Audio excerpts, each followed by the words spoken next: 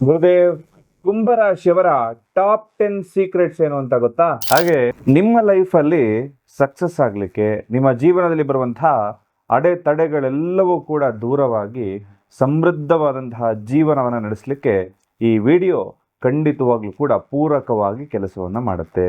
ನೀವು ಯಾವ ದೇವರ ಆರಾಧನೆಯನ್ನ ಮಾಡಬೇಕು, ಯಾವ ದಿಕ್ಕಿನಲ್ಲಿ ನಿಮ್ಮ ಮನೆ ಇದ್ರೆ ನಿಮಗೆ ಶುಭವನ್ನ ಕೊಡುತ್ತೆ, ಯಾವ ದಿಕ್ಕು ನಿಮಗೆ ಆಗ ಬರುತ್ತೆ, ನಿಮ್ಮ ಲೈಫ್ ಟೈಮ್ ಪ್ರಿಡಿಕ್ಷನ್ ಅನ್ನ ಈ ಸಂಚಿಕೆಯಲ್ಲಿ ತಿಳಿಸ್ಕೊಡ್ತೇನೆ. ಜೊತೆಗೆ ನಿಮ್ಮ ಲೈಫ್ ಪಾರ್ಟ್ನರ್ ಹೇಗಿರ್ತಾರೆ, ಅವರ ಮನಸ್ಸನ್ನ ಗೆಲ್ಲಿಕ್ಕೆ ನೀವೇನ್ ಮಾಡಬೇಕು, ನಿಮ್ಮ ಮನಸ್ಸನ್ನ ಗೆಲ್ಲಿಕ್ಕೆ ಅವರೇನ್ ಮಾಡಬೇಕು, ನಿಮ್ಮ ಸಂಬಂಧ ಅಂತಕ್ಕಂಥದ್ದು ಹೇಗಿರುತ್ತೆ ಅಂತಕ್ಕಂಥದ್ರ ಬಗ್ಗೆ ಪರಿಪೂರ್ಣವಾದ ಮಾಹಿತಿಯನ್ನ ತಿಳಿಸ್ಕೊಡ್ತಾ ಇದ್ದೇನೆ. ಮೊದಲನೇ ಸಾರಿ ಚಾನಲ್ಗೆ ಬಂದಿರುವಂತವ್ರು ಇನ್ನೂ ಸಬ್ಸ್ಕ್ರೈಬ್ ಮಾಡಿಲ್ಲ ಅಂದ್ರೆ ದಯವಿಟ್ಟು ಸಬ್ಸ್ಕ್ರೈಬ್ ಮಾಡ್ಕೊಳ್ಳಿ. ಹಾಗೆ ಪಕ್ಕದಲ್ಲಿರುವಂತಹ ಬೆಲ್ ಐಕಾನ್ ಕೂಡ ಕ್ಲಿಕ್ ಮಾಡ್ಕೊಳ್ಳಿ.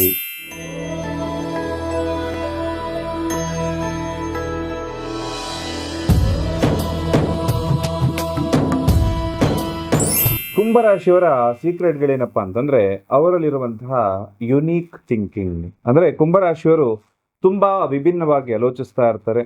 ಇವರು ಕೆಲಸ ಯಾವ ರೀತಿ ಮಾಡಬೇಕು, ಔಟ್ ಆಫ್ ದ ಬಾಕ್ಸ್ ಯೋಚನೆ ಮಾಡುವಂತಹ ವ್ಯಕ್ತಿಗಳಾಗಿರ್ತಾರೆ. ಹಾಗೂ ಇನೋವೇಷನ್ ಅನ್ನೋದು ಈ ರಾಶಿಗೂ ಕೂಡ ಹೇಳ್ಬೋದು. ಕುಂಭರಾಶಿ ಬದಲು ಇನೋವೇಷನ್ ರಾಶಿ ಅಂತ ಕೂಡ ಈ ರಾಶಿನ ಕರಿಬಹುದು. ಸ್ಮಾರ್ಟ್ ವರ್ಕರ್ ಆಗಿರ್ತಾರೆ, ಹಾರ್ಡ್ ವರ್ಕ್ ಗಿಂತ ಸ್ಮಾರ್ಟ್ ವರ್ಕ್ ಅನ್ನು ಇಷ್ಟಪಡ್ತಾ ಇರ್ತಾರೆ. ಶನಿ ಅಧಿಪತಿ ಆಗಿದ್ರು ಕೂಡ ಮಕರ ರಾಶಿಯವರ ತರ ಬರೀ ಹಾರ್ಡ್ ವರ್ಕ್ ಮಾಡೋದಿಲ್ಲ, ಬುದ್ಧಿವಂತಿಕೆಯಿಂದ ಕೆಲಸ ಮಾಡ್ತಾ ಇರ್ತಾರೆ. ಹಾಗೂ ಇವ್ರಿಗೆ ಇರುವಂತದ್ದು ಏನಪ್ಪಾ ಅಂತಂದ್ರೆ, ಒಂದು ವೈಬ್ಸ್ ಅಂತ ಏನ್ ಹೇಳ್ತೀವಿ ಅಂದ್ರೆ, ನನ್ನ ಆಲೋಚನೆ ನಿಮ್ಮ ಆಲೋಚನೆ ಅದು ಜಾಯಿನ್ ಆದಾಗ ವೈಬ್ ಅಂತ ಹೇಳುವಂಥದ್ದು. ಅಂದ್ರೆ ಈಗ ಜನರಿಯಲ್ಲ ಯೂಸ್ ಮಾಡುವಂತಹ ಪದಗಳು.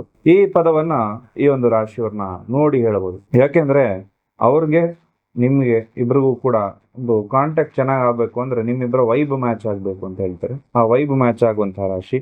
ಖಂಡಿತವಾಗ್ಲೂ ಕೂಡ ಅದನ್ನ ಹಿಡಿದ್ರೆ ಖಂಡಿತವಾಗ್ಲೂ ಇಬ್ರು ಕೊನೆಯವರೆಗೂ ಚೆನ್ನಾಗಿರ್ತಾರೆ. ಆ ವೈಬ್ ಮ್ಯಾಚ್ ಆಗ್ತಾ ಇಲ್ಲ ಅಂದ್ರೆ ಕಷ್ಟ ಆಗುವಂಥದ್ದು.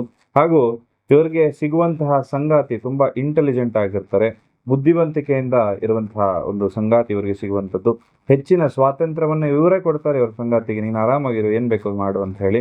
ಹಾಗೂ ಸಮಯವನ್ನ ವ್ಯರ್ಥ ಮಾಡೋದಿಲ್ಲ ಈ ರಾಶಿಯವರು. ತತ್ವಜ್ಞಾನಿಗಳಾಗಿರ್ತಾರೆ, ಫಿಲಾಸಫರ್ಸ್ ಅಂತ ಹೇಳ್ತೀವಿ. ಹಾಗೆ ಆಧ್ಯಾತ್ಮಿಕವಾಗಿ ಚಿಂತನೆ ಮಾಡುವಂಥದ್ದು, ಜ್ಯೋತಿಷ್ಯ ಅಥವಾ ಈ ರೀತಿ ವಿದ್ಯೆಗಳನ್ನ ಕಲಿಯುವಂತಹ ಬಹಳ ಇರುವಂತಹವರು ಈ ಕುಂಭರಾಶಿಯವರೇ ಆಗಿರ್ತಾರೆ. ಇವರು ಪರ್ಫೆಕ್ಟ್ ಭವಿಷ್ಯ ನುಡಿಯುವಂತಹ ಸಾಮರ್ಥ್ಯ ಕೂಡ ಇರುವಂಥದ್ದು. ಹಾಗೆ ಯಾವುದೇ ಕಾರಣಕ್ಕೂ ಈಗ ಪ್ಲಾನ್ ಎ ಪ್ಲಾನ್ ಬಿ ಅಂತ ಇರುತ್ತೆ.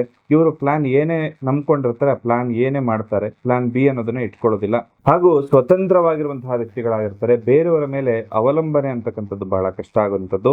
ಹಾಗೂ ಇವರು ಬೇರೆಯವರ ಹತ್ರ ಒಂದು ಸಹಾಯ ಬೇಡೋದಕ್ಕೆ ಇಷ್ಟಪಡೋದಿಲ್ಲ. ಇತರರಿಗೆ, ಸಮಾಜಕ್ಕೆ ಸಹಾಯ ಮಾಡೋದಕ್ಕೆ ಇಷ್ಟಪಡ್ತಾರೆ. ಕುತೂಹಲ ಮನಸ್ಸಿರುತ್ತೆ. ಹೊಸ ವಿಷಯಗಳನ್ನ ಕಲಿಯೋದಕ್ಕೆ ಸದಾ ಕುತೂಹಲ ಮತ್ತು ಹಂಬಲವನ್ನ ಹೊಂದಿರ್ತಾರೆ. ಹಾಗೂ ದಿನದಲ್ಲಿ ಕನಿಷ್ಠ 1 ಗಂಟೆ ಏನಾದ್ರೂ ಕೂಡ ತಮಾಷೆಗೆ ಅಥವಾ ಒಂದು ಕಾಮಿಡಿ ಅಥವಾ ಒಂದು ಮನಸ್ಸನ್ನ ಶಾಂತಗೊಳಿಸ್ಲಿಕ್ಕೆ ಸಂಗೀತ, ನೃತ್ಯ, ಕಲೆ ಇದರ ಬಗ್ಗೆ ಸ್ವಲ್ಪ ಹೆಚ್ಚಿನ ಆಸಕ್ತಿಯನ್ನ ಹೊಂದಿರುವಂತವರಾಗಿರ್ತಾರೆ.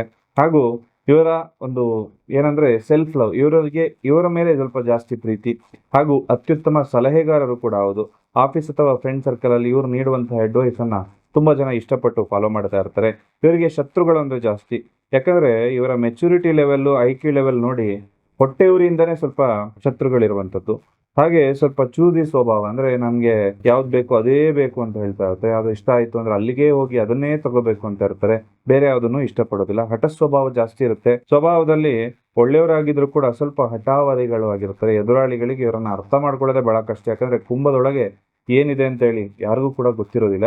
ಹಾಗೂ ಕಲಾ ಪ್ರೇಮಿಗಳಾಗಿರ್ತಾರೆ. ಡ್ರಾಯಿಂಗು, ಫೋಟೋಗ್ರಫಿ, ಸಿಂಗಿಂಗು ಅಥವಾ ನಟನೆಯ ಕ್ಷೇತ್ರದಲ್ಲಿ ಬಹಳ ಇವರು ಎತ್ತಿದ ಕೈ ಅಂತ ಹೇಳ್ಬೋದು.